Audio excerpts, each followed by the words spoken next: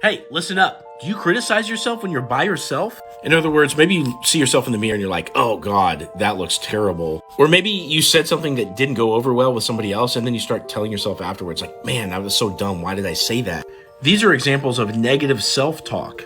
So I used to do this kind of thing all the time up until I was in my 30s. And I literally thought that because a negative thought about myself arose in my head, therefore there must be something to it, and therefore I must entertain it. And this is absolutely not true. Matter of fact, our thoughts can actually hurt us, especially if something's going on at the moment. Let's say right now I'm recording this video, and all of a sudden if I'm thinking about some other topic, I'm not going to be on track with what I'm saying, and therefore you're not going to watch the video. So being out of our thoughts and just in our body, that's what helps us. But anyway, this is one thing that you really don't want to do, especially for dating. Because if you don't have self-confidence, because you're constantly cutting yourself down and whatnot, right? It's going to affect the way that you are the next time you talk to somebody. So for example, if you're telling yourself, oh yeah, that thing that I said, that was so dumb. And then you're talking again and you want to just say whatever you want to say, but then you hold back, you restrict yourself because you remember the last dumb thing that you said that you criticized yourself for.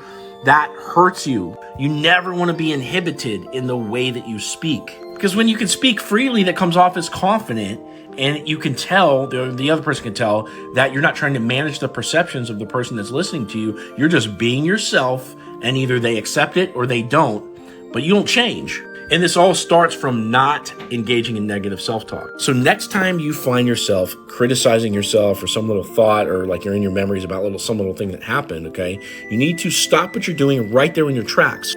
Understand, simply because you've started this process of engaging in negative self-talk, you've written the neural pathways, right? So that means that you're going to become even better and better at cutting yourself down. The habits are there already. So you need to do in this case what I call wading upstream. In other words, as you stop engaging in this negative self-talk, like you catch yourself doing it and you stop, it's going to feel like you're wading upstream because you've done this for your whole life and now you're creating a new habit. So there's resistance there and it's going to be really hard. But when I stopped doing this in my 30s, it took me about a month.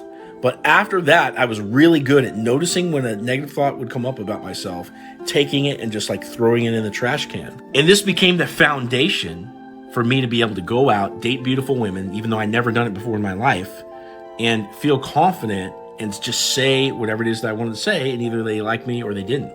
Now, if you want help getting rid of this negative self-talk, okay, what you can do is click into my profile right here. There's a link in my profile, and you can either book a one-on-one call with me or apply for coaching, and I'll help you start to attack this stuff so we can transform your dating life.